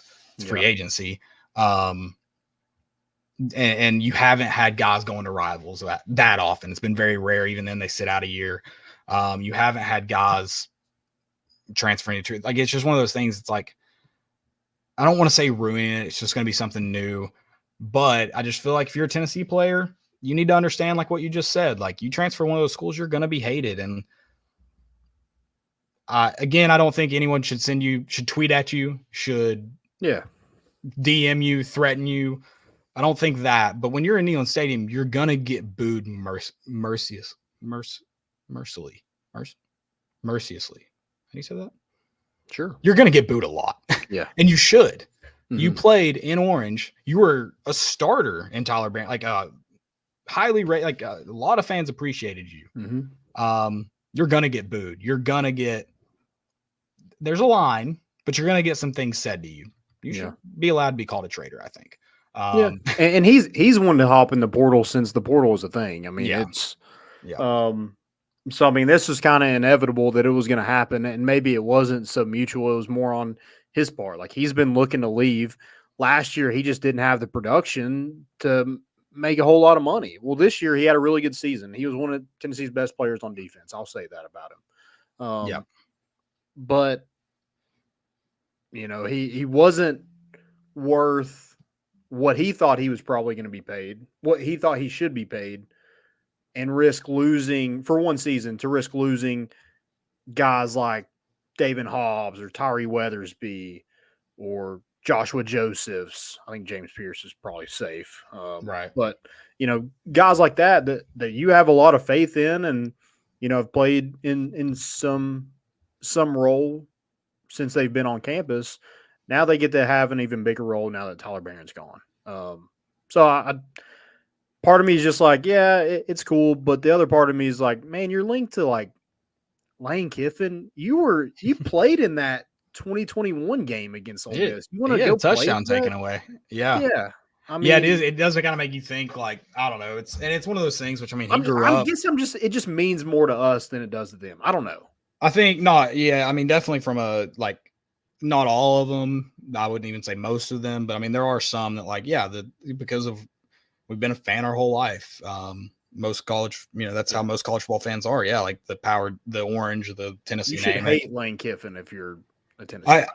I agree. And I think, because of how close he's by his own choice has remained to the fan base, every player, no matter how old, should know how much he's hated. I don't think Lane Kiffin or Ole Miss are necessarily shouldn't be like an off limits team. that we kind of talked about. Those few we talked about, They don't but play Tennessee next year, so I guess right. that's something. But I don't think it necessarily should be an off-limits team. But no, that is one of the. If Lane Kiffin wasn't there, I wouldn't feel this way about that school. But because of that, and I hate Lane Kiffin, and I hate fans who like Lane Kiffin. I'm not saying you don't have to think he's a good coach, even though I disagree. Well, good, he's good. That's fine. But I think he's the second coming of Christ or of Saban, and I guess in this scenario. But yeah, if there's a Tennessee fan out there that likes Lane Kiffin, that even thought for a moment you might want him back, go to hell. Like, go to hell. Kiffin sucks in the sense of not necessarily a decision he made. And maybe he was a victim of circumstance. But F him. Yeah. Because I've always said, me and Adam talked about this earlier tonight, if I was the head coach at USC and I got a phone call from Tennessee, brother, I don't care if I'm in the middle of a game. Put me on a flight. See ya.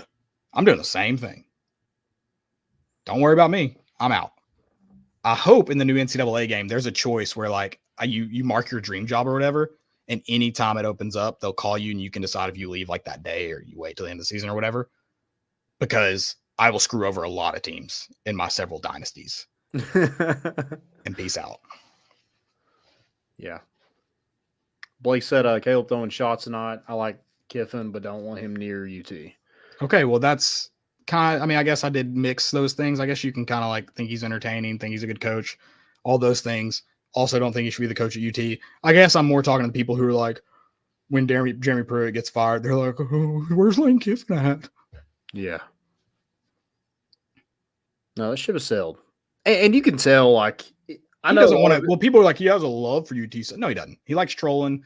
He thinks it's funny, and it is, in an objective sense, it is kind of funny. We all bite into it. Yeah, what's really we're funny talking is about him right now. His son Knox and then left. Yeah, that's a tough scene, man.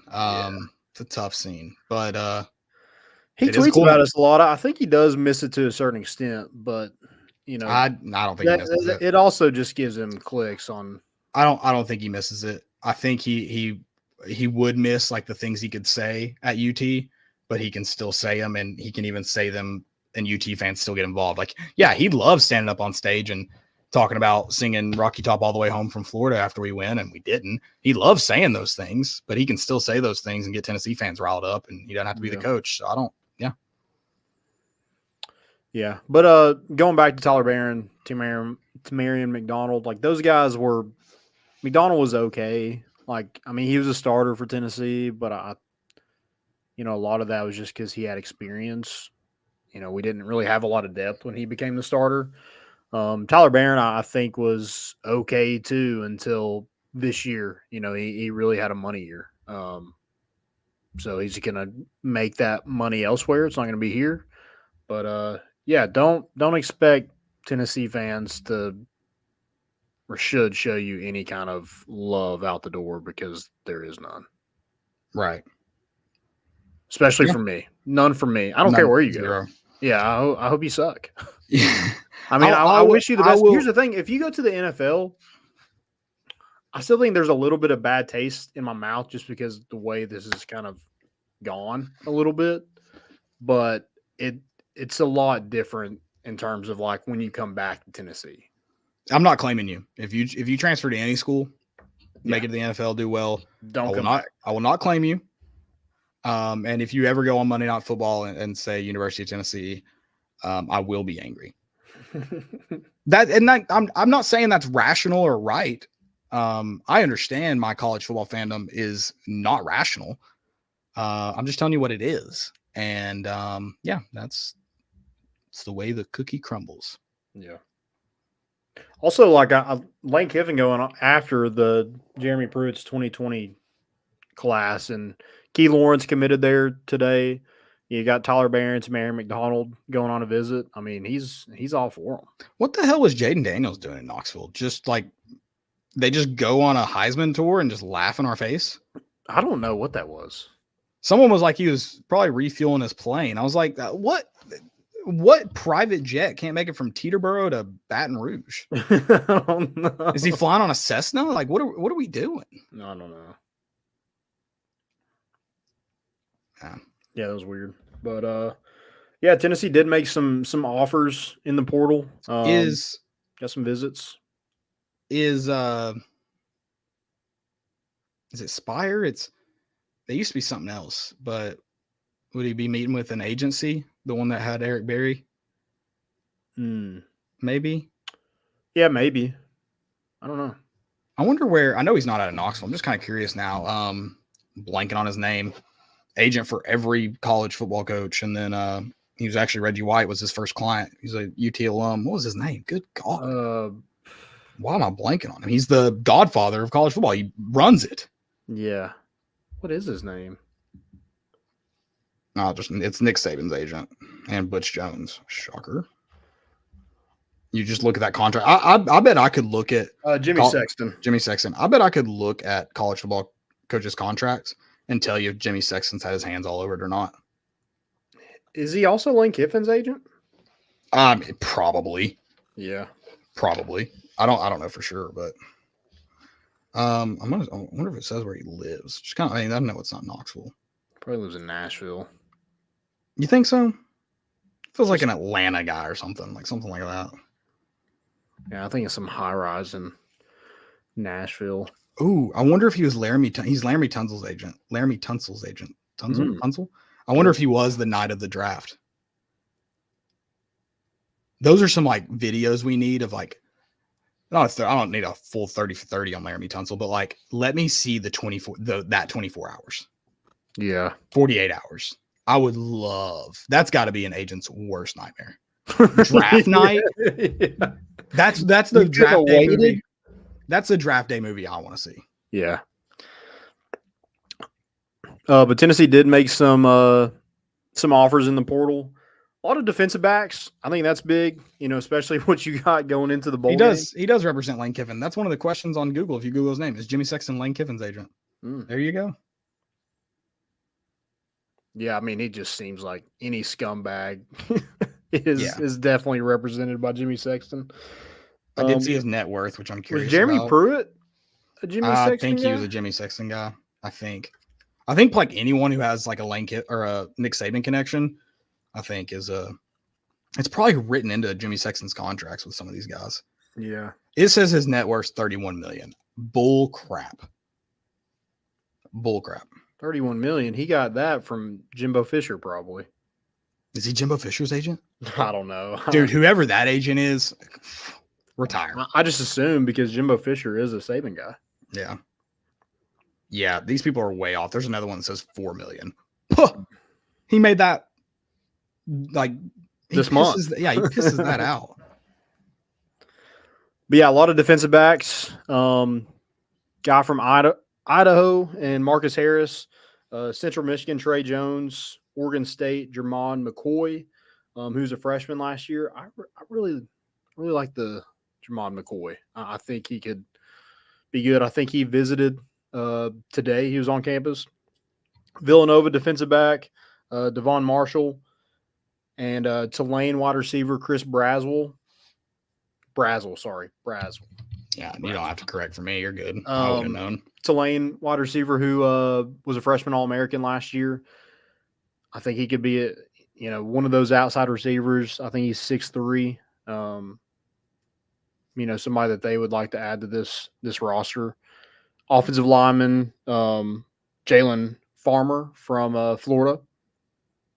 Have Gerald Mincey, that connection there. I can't believe we haven't offered just more people from USC. Maybe they're not leaving. I don't know, but it just seems like those guys kind of work out. And maybe that is a recruiting pitch with some of these transfers, is like you can point to guys that have transferred here and had a really good season. Yeah. Hendon Hooker, Joe, Chase McGrath, Velus Jones. Even last year, John Campbell was a big one. Gerald Mincey, Omar Norman Lott. Then you had some tight ends that you offered. So it looks like defensive back, tight end, wide receiver, offensive line. That's kind of where you're going, and that's kind of what we thought going into this transfer portal season, I guess, if you will. That's kind of the positions Tennessee would target. Right. Yeah, I was talking to Adam earlier tonight and just talking about how I think this roster's in a better place. I think there are some like glaring kind of things you need to address.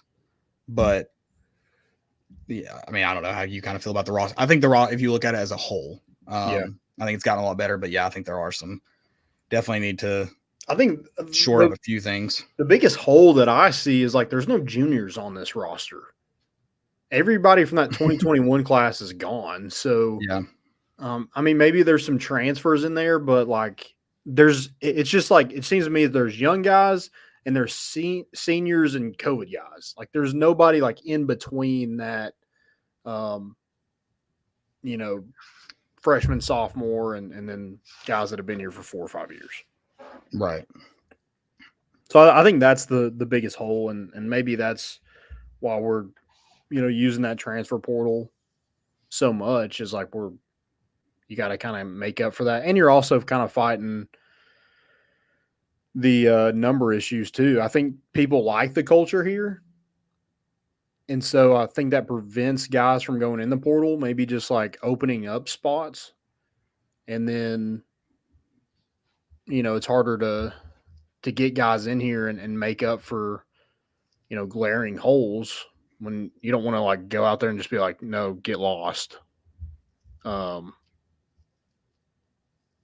I think there's a lot of that kind of going on where guys aren't willing to leave and you're kind of still fighting that what are we at 85 scholarship players, but we can't be at 85. We got to be at like 82 or 81, something like that. So yeah. Just a constant battle. Roster management seems like an absolute nightmare to me in college. So right. I don't have to deal with that. Right. You want to hit basketball real quick? Yeah, just real quick.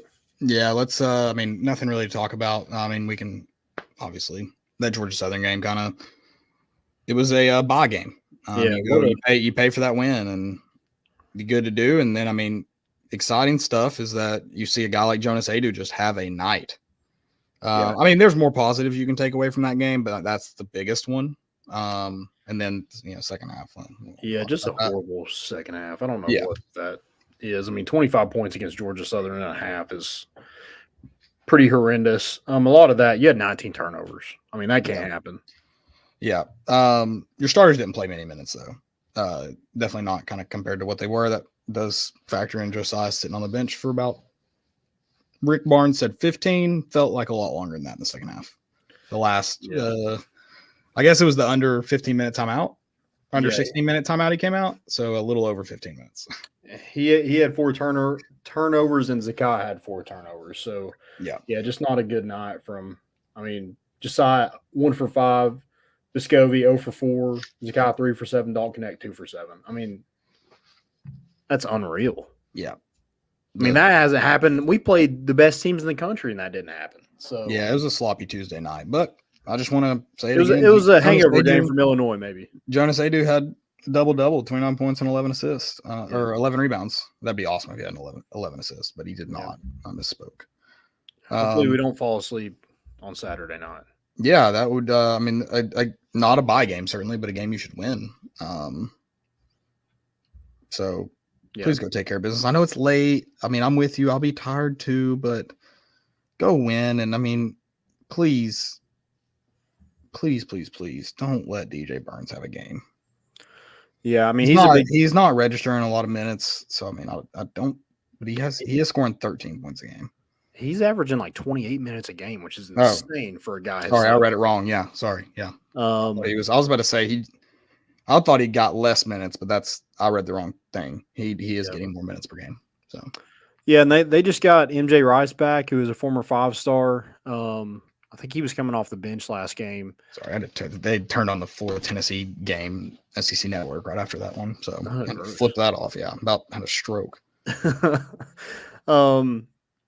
But I mean, they have some good shooters. They have some good guards. The one thing that they are lacking is a true point guard, kind of like Illinois did. Yeah. So I think Tennessee will, make whoever's bringing the ball up the court life hell, and look to get out and run. We do have a question about this from our buddy Ethan Cundiff. Heck yeah. I wanted to guess, but I also didn't want to be wrong. So yeah, he said, "What do you all expect from the game on Saturday? what do we want to see from Tennessee on Saturday against NC State? What I want to see is us get out and run. I think Tennessee is super athletic. I think they have guys that can get to the rim. And they have some shooters that they can get some transition threes. I think this team can run.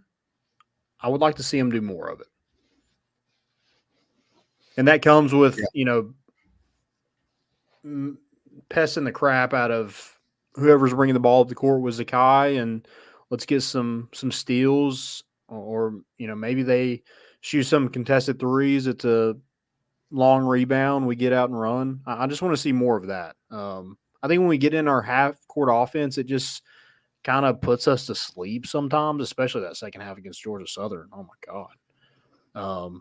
So, yeah, I just want to see us get some easy baskets, see the ball go through the net in transition. Yeah, I mean, and I don't think it's one of those things you necessarily need to, like, completely overhaul. Like, I think our half-court offense is better than it's been in the past. But I do agree that I would like to see Tennessee get out and run more. I think you've got the guys to do it against really good teams, let alone, teams that aren't all that good. You're going to have – you should have more athletes on the floor. I mean, even dang Jonas Aidoo can go, and Tobe Awaka can go coast to coast, no problem. I'd really like – I mean, we saw it last year that we needed to get out and transition more. I think it's still the case. Did it well at times against Illinois. I'd like to see more of it. Yeah, I agree. I think transition's the biggest thing for me. Yeah. For the rest of the season, let alone NC State. Right. NC State isn't fantastic. I did mention they got a guy back from injury. Jaden Taylor's their leading scorer. He was transferred in from Butler, but is averaging 14.7 points per game, 6'4", 195. He's kind of their go-to scorer. They want to get it into DJ Burns. He kind of attracts a lot of attention. Pass it out, Jaden Taylor. I think he's shooting around 35% from three. So, okay. So, yeah, just don't let anybody have a day. I think Jonas, has to be – I don't think he has to be as good as he was against Georgia Southern, but he has to be good and play well, stay out of foul trouble. It's DJ Burns is different from Zach Edey and Hunter Dickinson and Armando Bacot. But he still can, put some on you. He's got some weight on you.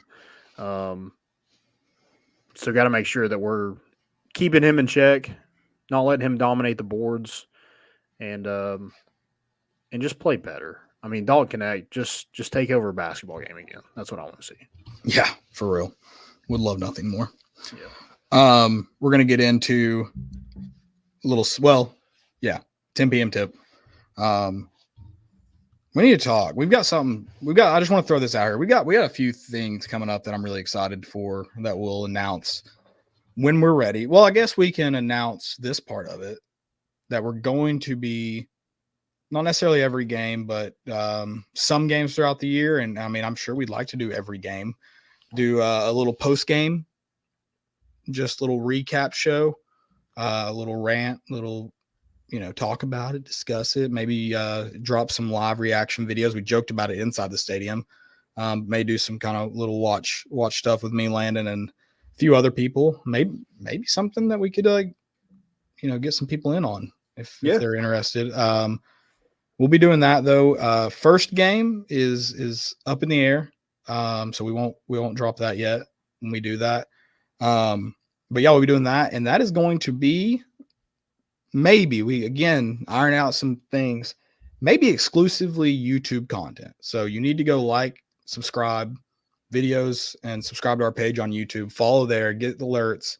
Obviously, we'll let you guys know on Twitter and Facebook when we're doing those, and Instagram. But as far as those post-game shows, more than likely, again, we'll let you know, exclusive to YouTube. So make sure you keep a lookout for that. A little more raw reaction from us. I know Landon's similar to me. I don't want to put him on as exact same, but sometimes I'm either a little more upset than I should be after games, or a little bit more overhyped about it. I need some time to cool down. Mm-hmm. Either I'm too excited or too mad. That's why we do a Sunday show. Right. But I do like the idea. We can always delete it. We've deleted them before. I like the this idea. isn't going to be live, so yeah, we can figure out. We can watch it back. the live show or the show after the game will be live, correct? Yes. Okay. Yeah. But we can still go. Yeah, we can cut it. Well, a 5-second delay.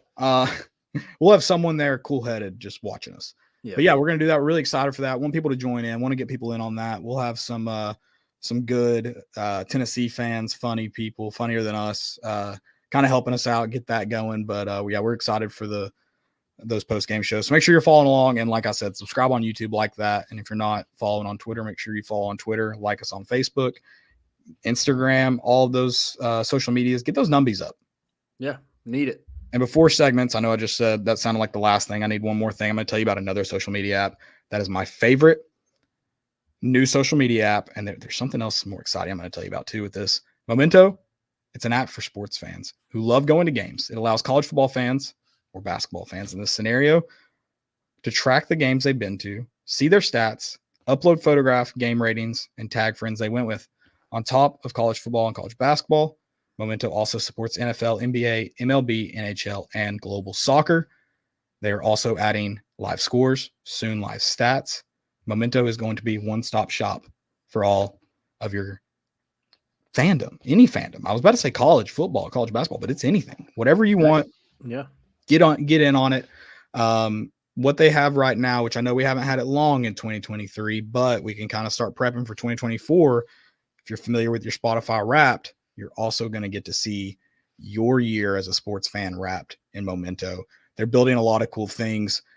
Like a lot of you listening, me and Landon, we're sports guys. We just want to, I'll watch anything.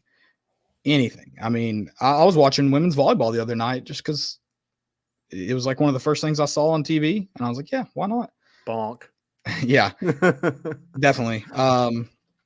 Not really, but it was Wisconsin. If you get that bonk on you. But yeah, I mean, sports, man, I'll watch if high school football's on TV, I'll watch it. I'm trying to, I guess the most obscure, but not because it's like only when it's in the Olympics, but probably the most obscure sport that I watch is curling, but only Olympic curling. But I seek out curling. Like I look and try to find the times it's on. Whereas like a lot of winter sports, I'm just, when it's on, yeah, kind of deal. Winter Olympic sports, I should say. I would like to go to the Olympics one day. I would love nothing more. The Olympics would, I think, I shouldn't say nothing more. World Cup's nothing more. It's coming to the United States. Can't wait. That is in 2 years. I better start saving money. Why have I even thought about buying a house? That's stupid. I'm buying World Cup final tickets. I was thinking I'm probably like not going to be able to be an Olympic athlete anymore. So. Wait, did you say probably not? Yeah, I mean, it might have passed me by, but dude, okay. Tangent. What if we just decided to get really good at curling? I don't know if there's another Olympic sport that we theoretically could get good enough to be at the Olympics. But I think curling, I think we would have, a theoretical, like we wouldn't have to get in phenomenal shape. Like it's all about learning a skill that we wouldn't need any true intangibles to do. Well, I think one thing is like we probably need to move to a different country. No, they have curling at the ice chalet. No, I know that. I'm talking about a different sport, I guess. Like Jamaican bobsled. Like we probably need. It'd probably be easier us to be an Olympic athlete if we lived in a different country that didn't have the sport that we wanted to compete in. So we would create that sport like John Candy did, but he was the coach for the Jamaican bobsled team. Mm-hmm. Also another great Disney movie. I'm sure they'd change that story too. Sure. Yeah. Had to. It's a great story. What they have in the movie though. Love that. Sanka, you dead, man? Okay. I want you to look up the United States men's curling team and you tell me if we could not do what they do. And then I've seen it. If you tell me, I'm a curling fan. All right. Probably not as big as you are, but I'm a fan. Dude, I'm a fan. Anything with the US of A, baby, I'm in. Right, baby. Rep up. I'm in. Okay. You tell me when, and I will sign us up to compete in curling at the ice chalet. And we will hone our craft. Okay. And then when we get to the Olympics, that's going to be like well taken care of ice. And so we're just going to be better. Are you hating on the Oshawa and their Zamboni? No, but I'm just it can't be as good as the Olympics. Oh, The yeah. Olympics, Yeah, that's fair. Yeah, it's the Olympics. right. Although I feel like a lot of things the Olympics does usually isn't quite as top notch as they make it out to be, you know? It probably is. They always have like some disaster going on. Yeah, it's kind of like a fire fest. Yeah, it's always a fire vest. Yeah. Yeah, weren't they like sleeping on like cardboard boxes a couple years ago? We would get to And like stay- all the questions are like, well, where do all y'all like have sex? And I'm like, that's the first question you ask. Like, what to about be fair, why are that they is sleeping like in that? yeah, that's good. To be fair, the Olympics is like a known sex fest. Yeah, I know. Which is we're not. weird. Listen, we're not going for that reason. Don't No. speculate. We want We're- gold. and If that's we it. go, yeah, we're focused and dialed in. Yeah. Like like Landon just said, we're gonna win gold if we go. Mhm. I think it's 4 people to a curling team. I don't know if there's more on the team that like alternates and stuff, but we just need 2 more. You tell us, and we'll get you signed up with us. Okay. Even better. We are an alternate for something, just like Yes. the Michael Phelps thing. We don't even have to compete. We don't have to be good at anything. Yeah, just take me as an alternate. Well, we have Yeah. to make the team, so we have to be good enough Yeah. to make the team. But then we also want to be good enough to make an Olympic gold team. Like we don't want to be on a bronze team. Yeah. Like, you don't want to be the backup to a bronze guy, you know? No. Yeah, gold. Yeah, so we got to be good enough, but we want to be good enough, but not good enough to be on the team, to be starters. We want to be alternates on this curling team, but we want the people in front of us to be gold starters. Okay. Yeah, doing it. I don't really have anything else. We can. Do you want to do stupidity? It's kind of late. Yeah, we could just roll out of here. That's good. Okay. I don't really have any. I did Yeah. want to mention Jimmy Sexton was Jimbo Fisher's agent. Okay. He also manages, I said those net worth values, not even close. He manages a portfolio worth at least $3.3 billion in sports contracts alone. That's not other things he represents. His agency represents just sports. So Yeah, you're thinking he's not getting a cut of that. You're crazy. yeah. Yeah, I don't really have any stupidities. My phone died anyway. I'm sure I do, but yeah, let's we've been in here for a while. It's been fun, man. This is a good, I know with like basketball, just playing NC State, not a big game. It just came off a lousy Georgia Southern. We just talked about the schedule and it was a fun episode. I hope everybody else enjoyed listening. Yeah. Guys, go check out Roback before I forget. Roback.com. Best menswear, best women's wear now too. It's the best quality. Like I have a quarter zip, I have some polos, I have a t-shirt, I have some joggers, and I love all of it. Again, best quality. The polos do not wrinkle. That's insane. When you wash everything, dry. They're really not. I don't even know if I've noticed that. No, they don't. So yeah, go check them out. Use promo code More Important Issues for 20% off your first purchase. And just do it, man. Like Christmas is almost here, so you better get on it. I'm getting some for Christmas. I'm excited.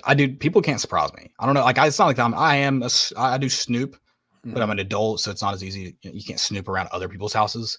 But for some reason, people can't surprise me. So I already know I'm getting some Roback stuff.